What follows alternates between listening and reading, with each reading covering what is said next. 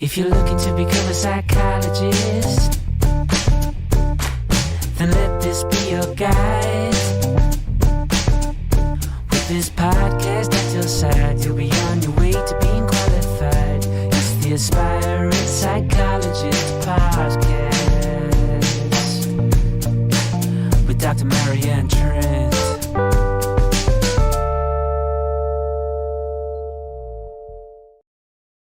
Hi, welcome along to the Aspiring Psychologist podcast. Thank you for listening.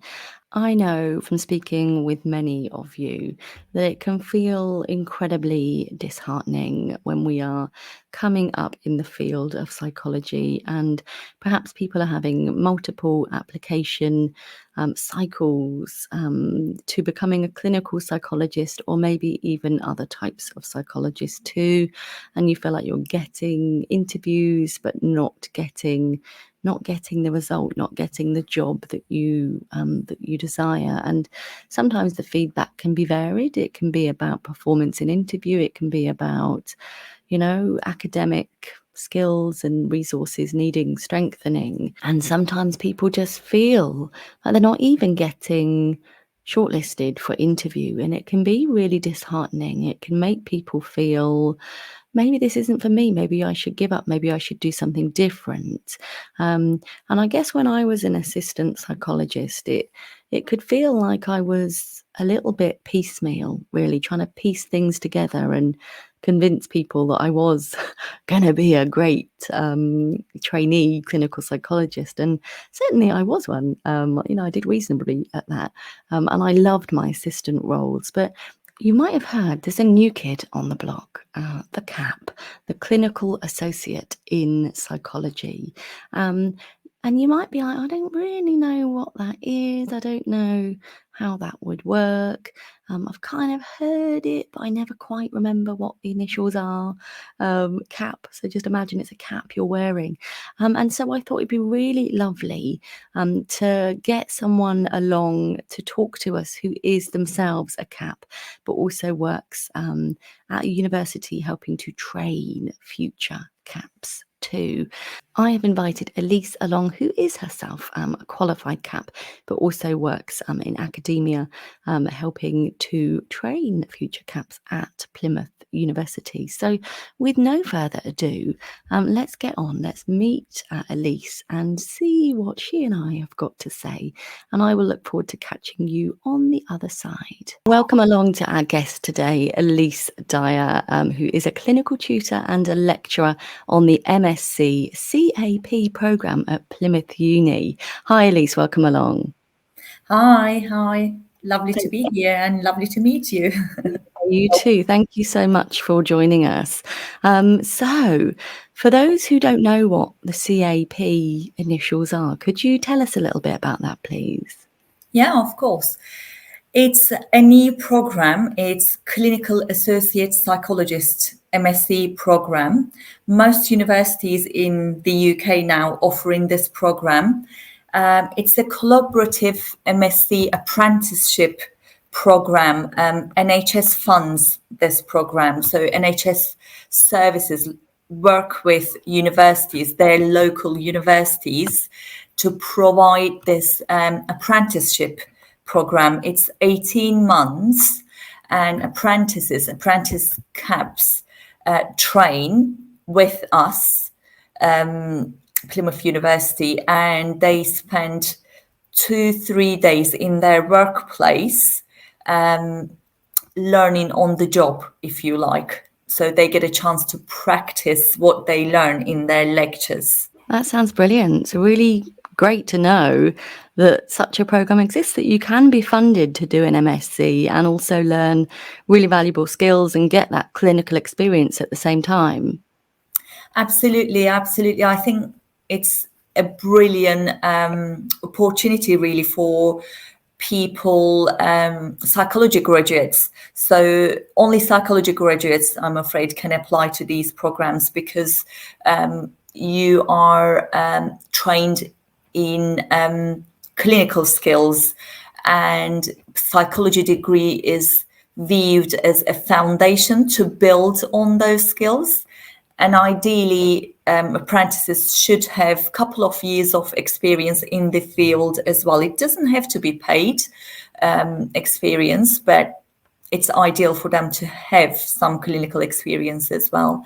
The program was developed to offer opportunity to especially people who cannot get on the clinical psychology program doctorate, because as you know, it's incredibly competitive and there are a lot of psychology graduates and experienced clinicians working in AP posts or other posts, trying years and years and years to get onto the doctorate.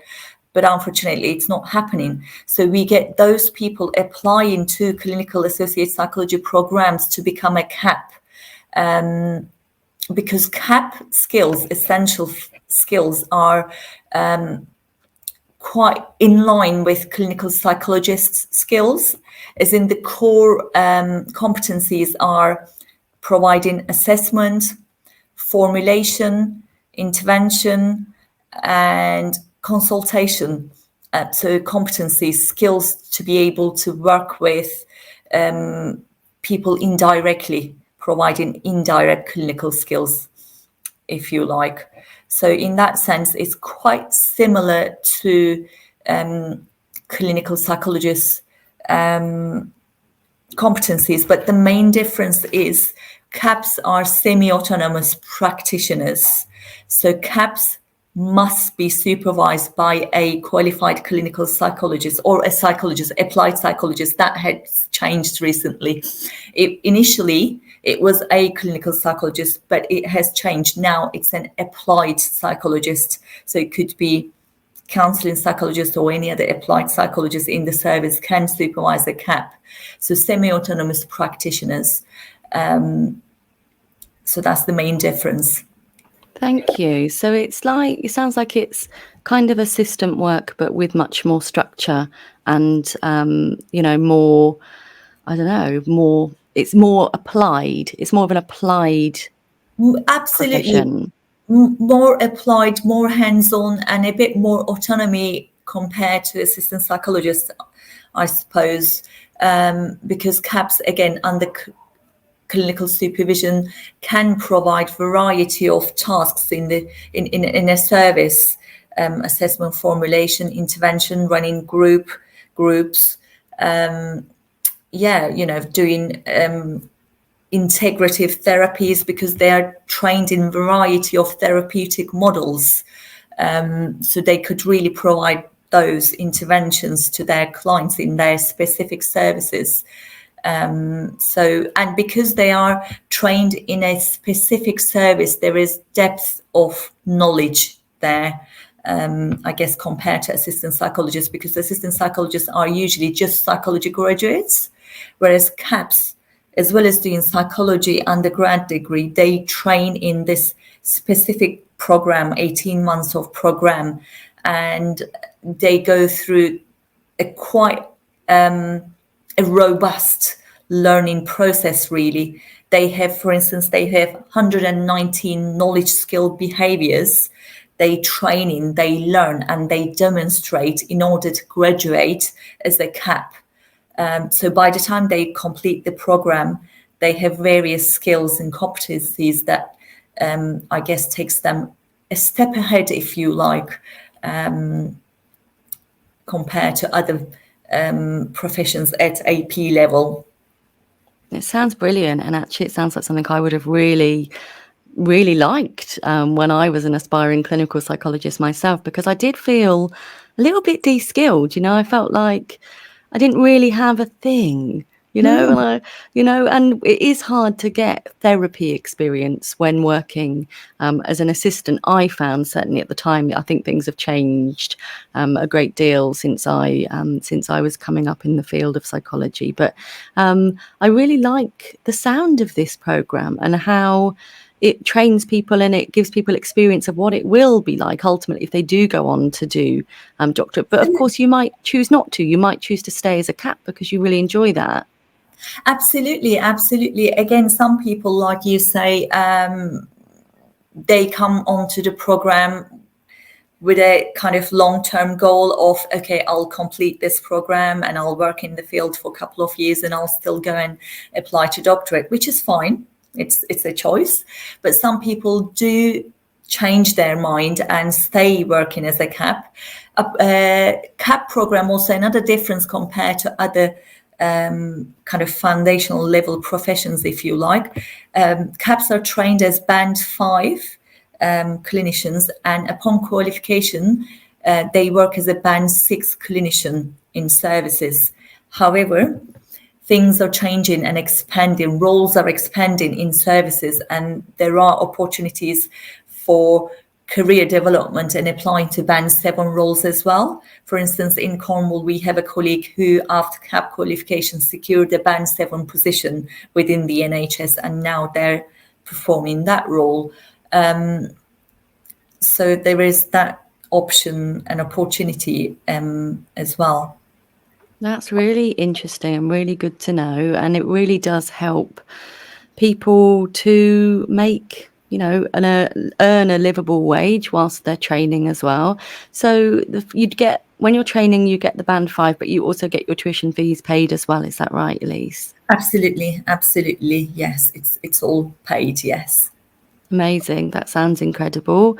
How did it come about as a thing, as a program? Do you know much about the history of it?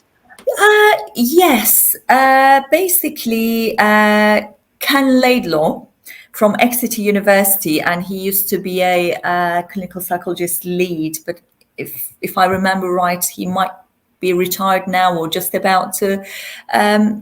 So he was receiving feedback, and he was observing that a lot of aspiring clinical psychologists are suffering, if you like, not being able to get in onto the program, feeling really frustrated, feeling really disappointed, and we're losing. And he was thinking, well, we're losing these psychology graduates and really potentially good clinicians. So he and Mike Hutchinson from Exeter University, again, I think they started talking about, how about looking into this, a training program where we train people to work as an associate psychologist and train them within a shorter program instead of 3 years doctorate program, but still give them depth of knowledge to work as a good clinician in the field.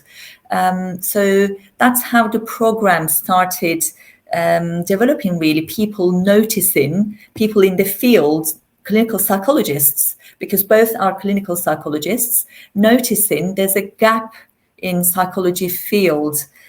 So we could really create clinicians who can work, who we can place them between assistant psychologists and clinical psychologists, because before CAPS there was nothing in between, if you like. So that's how it was created, really, noticing that gap and witnessing psychology graduates not getting onto the program and feeling utterly disappointed. So that's how it came about. This sounds incredible. They did a really good job there, I think. I know last year it came as a bit of a shock in September, on the 1st of September, in fact, when the Clearinghouse announced that there'd be HEE limits for funding.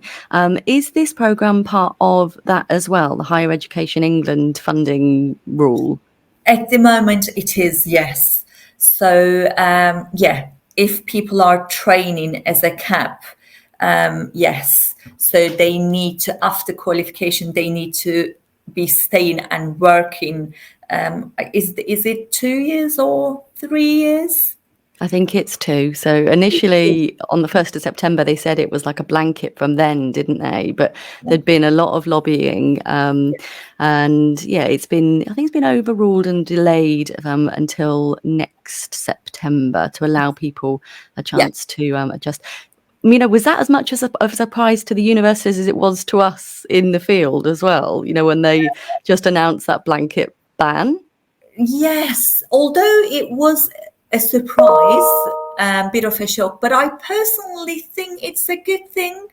I'm not going to deny, I think I agree with the idea, because when you go onto a program and when you train, you really need that consolidation time to be able to really apply your skills in learning, and to feel really comfortable and confident in what you learned and how you apply that in the field, in psychology field.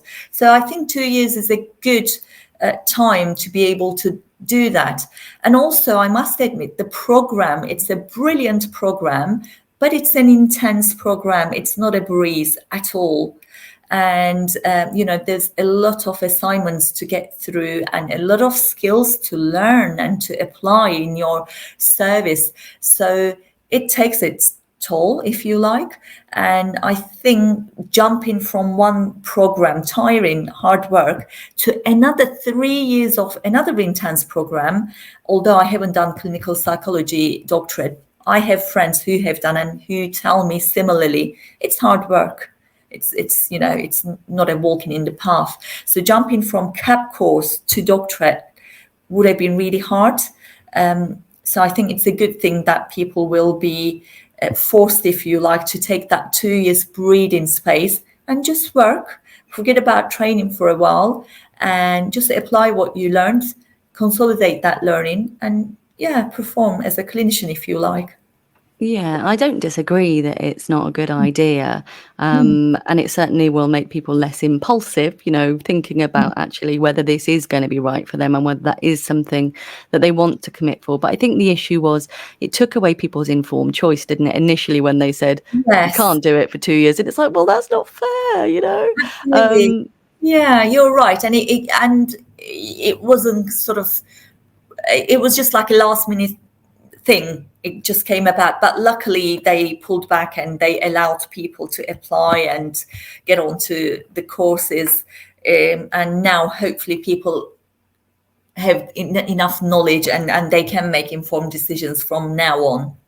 Yeah, and it's actually an aspiring psychologist himself who really spearheaded that campaign to get that overturned. Erkan, he did such an amazing job. He's now secured a place on training this year as well, which is incredible. But it's helped so many people. Had that not happened, it's unlikely they would have changed their decision at that stage. So, there's a little message there that if we don't agree with things, we can raise our heads and raise our hands and, fight for what we believe in. But it's interesting to know there's assignments in there as well. Are there exams too, Elise?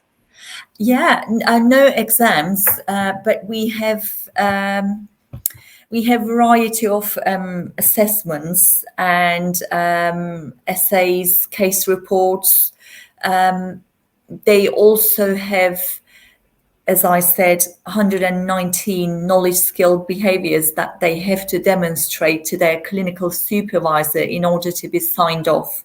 And at the end of the program, we have endpoint assessment.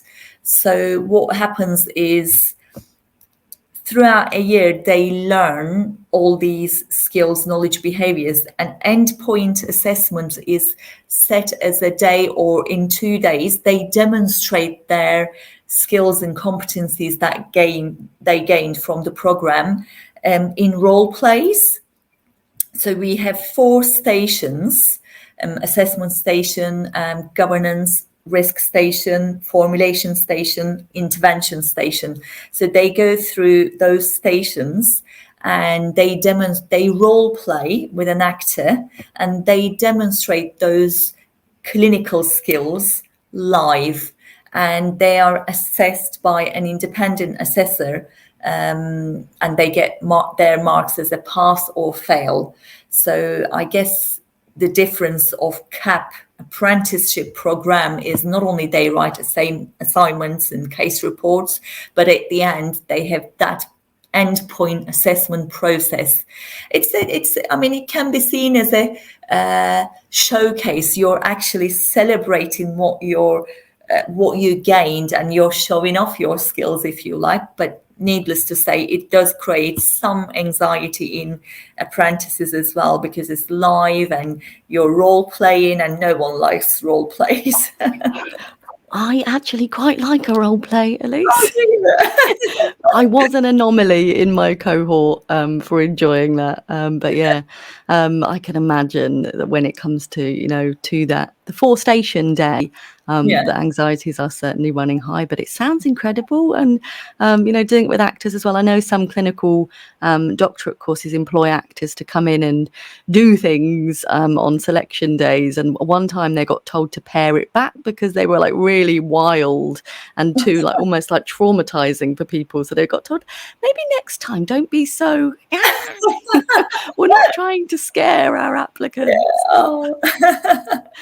So is it an 18-month placement that runs for the duration of the course? Yes. Yeah, the Yeah. total is 18 months, yes. So ideally, maternity leave aside for supervisors, it would be you'd get the same supervisor running from start to finish. Is that ideal? Is that the gold standard? It's absolutely ideal and gold standard, but as you know, in services, unfortunately, that doesn't always happen. And sometimes it's unlucky. A clinical supervisor may decide to stop working or get another job, and it does happen occasionally. It's not, it's not too often, but occasionally it does happen that you can get a new clinical supervisor during your 18 months program. But ideally, of course, they would have one supervisor taking them through the program. That would be ideal, but I do know how busy lives and conflicting demands work as well. Is there like a kind of mid-placement visit, or there are multiple mid-placement visits? We don't have visits from university as such. I think that's the difference between clinical psychology doctorate program and CAP program. So as clinical tutors, we don't visit our tutees at all, but their clinical supervisor work with them closely, and of course they're embedded in their service. So their manager, their colleagues, their MDT is keeping a close eye on apprentices and work with them in order to help them and support them to gain those skills. Great. And are there teaching blocks at uni, or is it done kind of just the days of the week?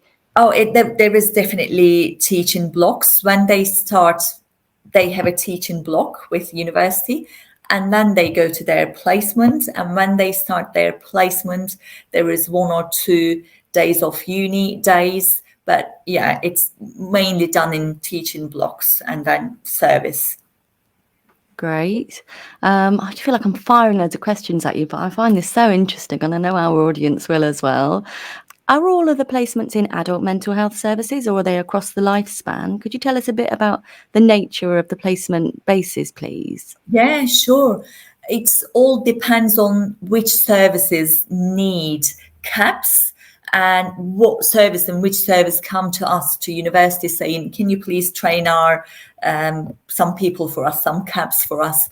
But it's across the lifespan. It could be. So, for instance, currently we are training adult mental health services. People CAPS will work in adult services, but we also train CAMS clinicians. So I was trained within CAMS as a CAMS CAP. So we now train CAMS CAPs as well. But we also have plans for training CAPs in learning difficulties, any other secondary mental health. So it could be across the lifespan. Elderly, working with elderly, older adults. Brilliant. So you'd know at the point that you were applying to the university what the program was, and so which area you might end up working in. Absolutely. In that sense, again, it's different from clinical psychology program. You apply to NHS service. So best place to keep an eye on is NHS jobs, because these jobs are advertised by the services. So when you look at a job, you will see which service, where is that service, and what they offer basically. So you could be looking at, okay, well, CAMS in Cornwall is recruiting CAPs, apprentice CAPs to work within CAMS as CAMS clinicians, CAMS, CAPS basically, or you could be looking at an advert to work in adult services or learning difficulty services.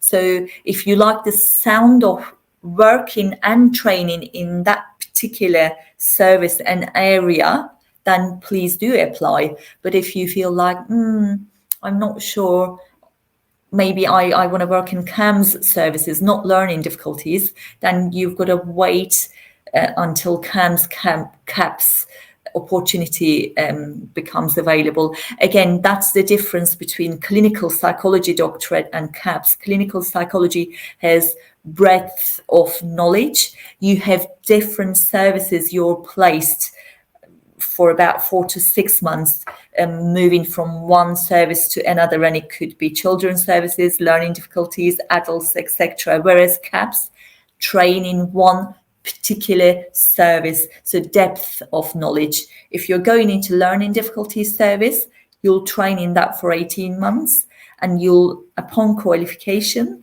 you'll work in that particular area if you like. So you have a depth of knowledge, not breadth.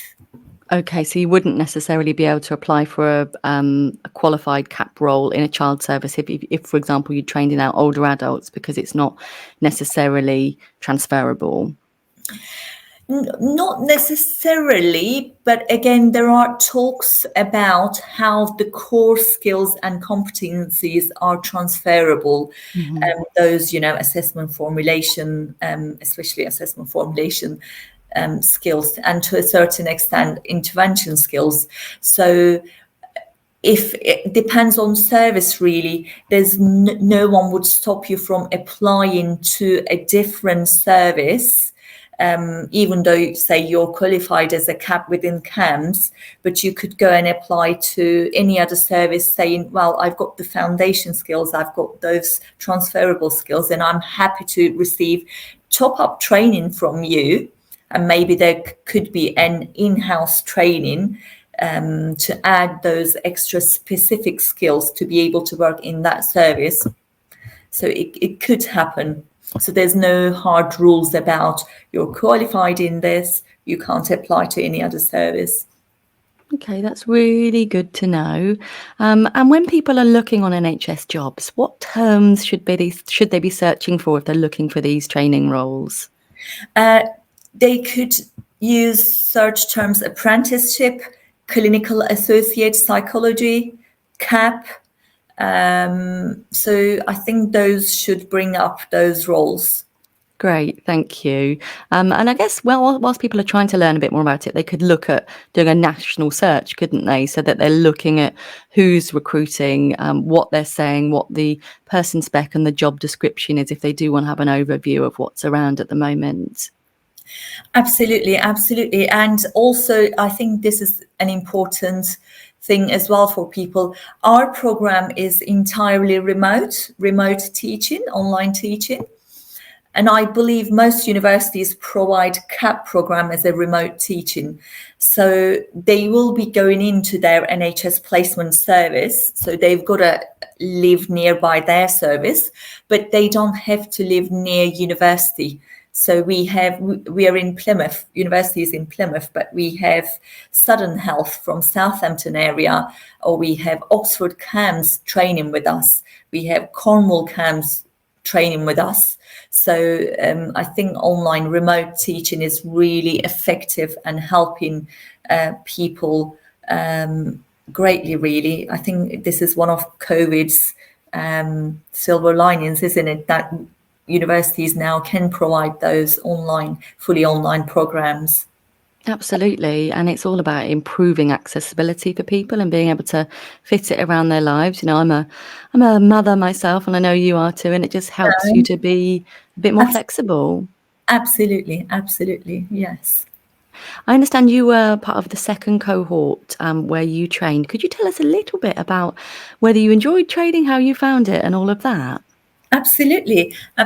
Yeah, I was the second cohort in Cornwall, and in fact, I was working as a primary mental health worker within CAMS part-time. And when this opportunity became available, I was highly interested, and I applied, and I I secured the position, and I thoroughly enjoyed training. It wasn't an apprenticeship when I did it. It was just an MSc degree. So I trained within CAMS and I knew the service, I knew the people I worked with. So I was already embedded in the team, which was quite helpful actually. And the training was really good. Lecturers came from Exeter University. It was Exeter University to Cornwall to train us. It was back then, it was face-to-face. And yeah, in my cohort, there were 26 of us and we were all highly motivated, bonded well. It was really good experience, really. Hard work. As I said earlier, it wasn't a breeze. So, you know, you got to be well organized, highly motivated, and you've got to be on top of it, I guess, to be able to keep up with it.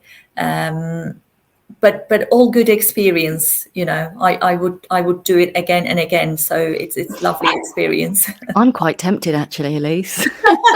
I've been qualified as a psychologist since 2011. Do you get much of a chance to do cohort bonding these days when it is online only? Because you might be the only associate training CAP in your service. Are you getting much time to do any cohort bonding? Yeah, good question. We have hybrid days. Basically, we ask our apprentices to go into their service from their locality in 5s or 6. So they have hybrid learning days where they learn together, and we provide them tasks on those days where they actually do it together. So then there's a bit of bonding as well. And most of our cohorts, what they do, they all create their own cohort WhatsApp, and then they always text each other and, you know, talk and liaise and help each other, support each other. So there is, although, you know, in theory, it may sound like, oh, it's all remote, they may not bond, but they actually find ways to bond.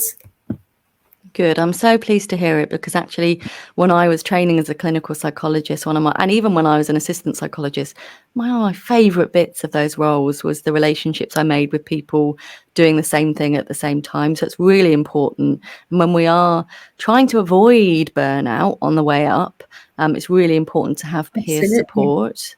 Yeah. I'd love to be a fly on the wall in those WhatsApp groups, hey, Elise. Same here. Yeah. Could you give us some of your top tips for avoiding burnout on the way up and through psychology careers, if that's okay? Absolutely. I guess we've got to practice what we preach as psychologists, really, having a good work-life balance and making sure you're boundaried.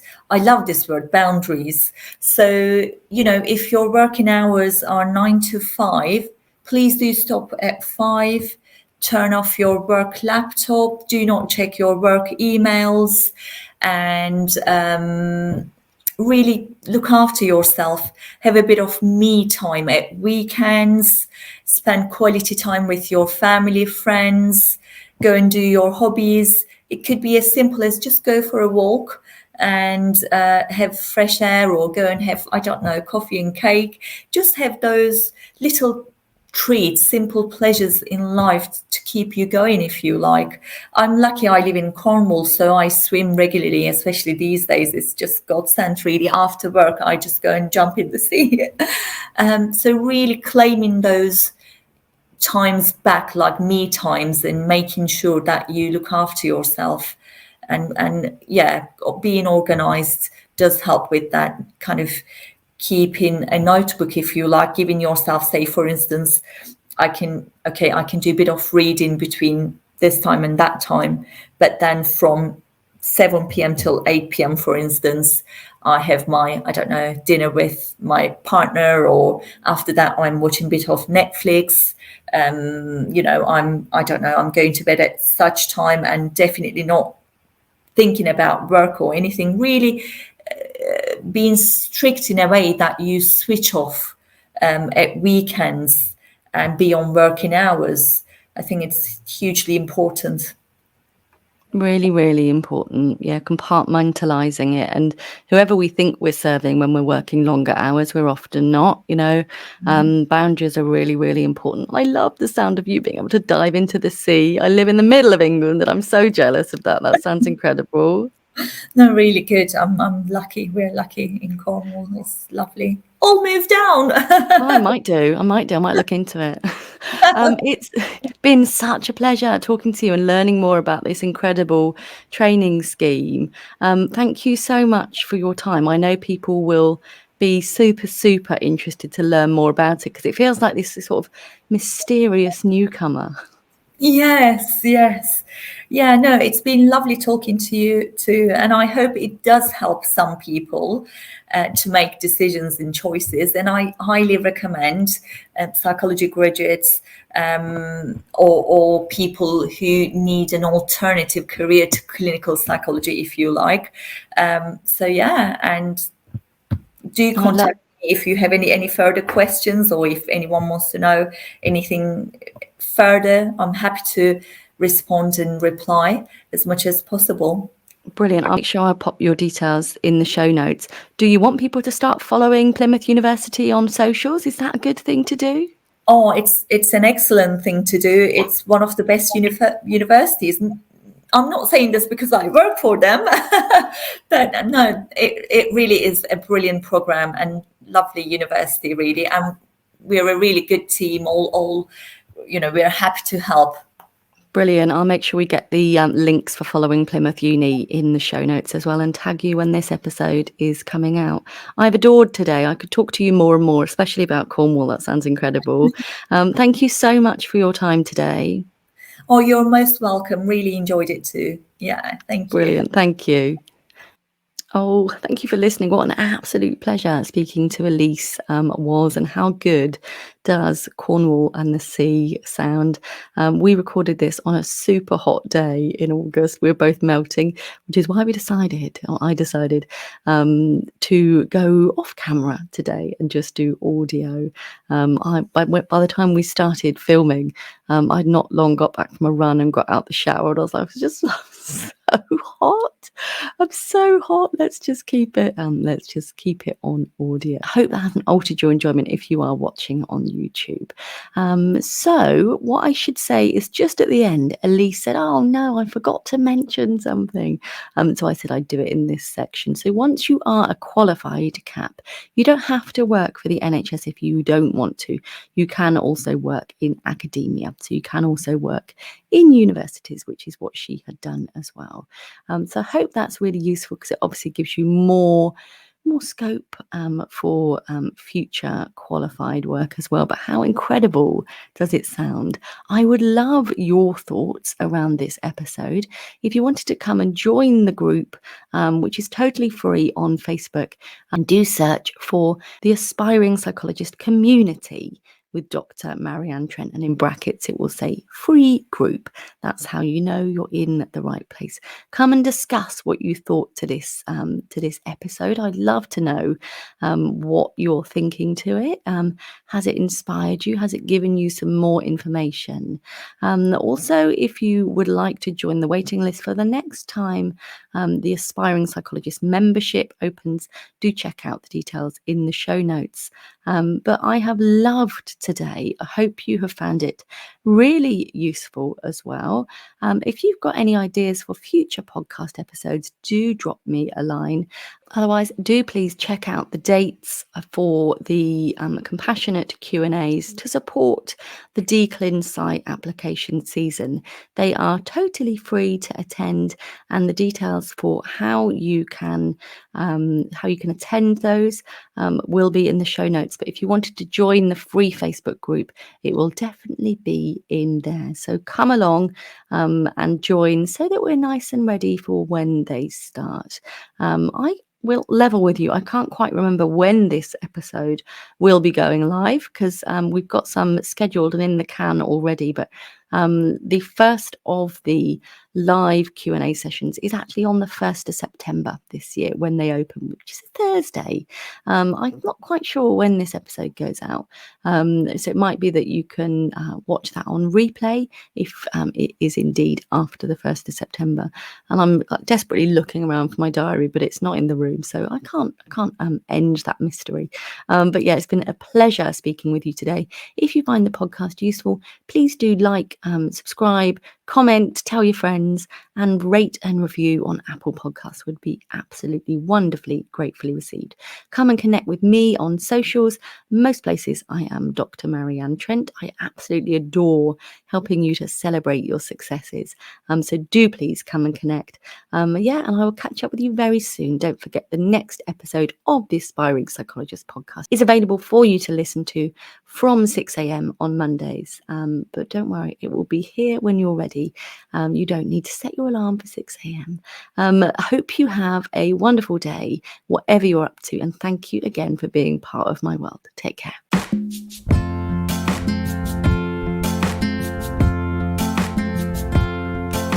you're looking to become a psychologist, then let this be your guide, filled with lessons and experience that will help you get qualified.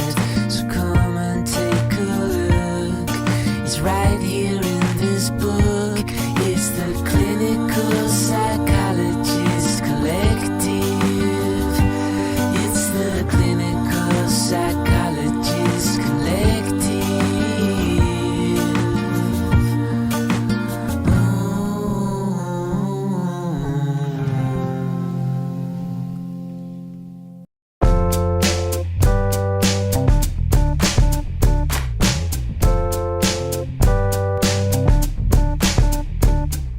If you're looking to become a psychologist,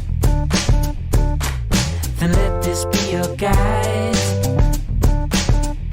With this podcast at your side, you'll be on your way to being qualified. It's the Aspiring Psychologist podcast with Dr. Marianne Trent.